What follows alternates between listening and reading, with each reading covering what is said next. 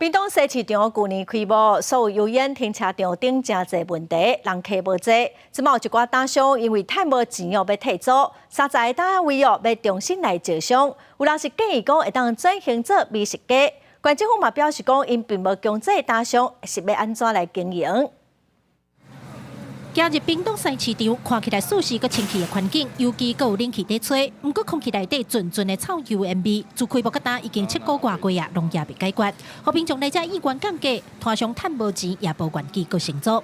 目前有30个单位要重新招商，留落来摊商有人是乐观看待，嘛有人是满目心酸。这嘛是一个固定的点，你家己爱想看卖啊，讲你家己要做啥物，啊，互个人客来信任你。 唔是讲像我要讲咱摆单啊，今仔日摆家，明仔抢了就走，明仔再摆遐抢了就走。离那个猪架熟食区比较远，我这里都有味道。我相信你现在应该也有闻到了吧？对吧？对啊，那你说是我们的问题吗？是我们个人不会卖东西，不会整理东西吗？不是吧？对不对？你人没进来，我们就没有机会。 当初开2亿起的市场，有摊商私底下表示，即卖单柜的数量甲规模比起来只剩1/3，因为是室内环境，希望油烟的问题会当赶紧改善。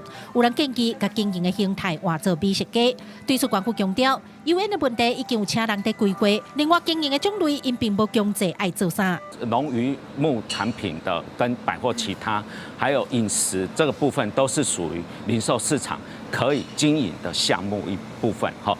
那摊商朋友有自己的一个权限，还有他自己的长才，那这部分我们都乐观其成。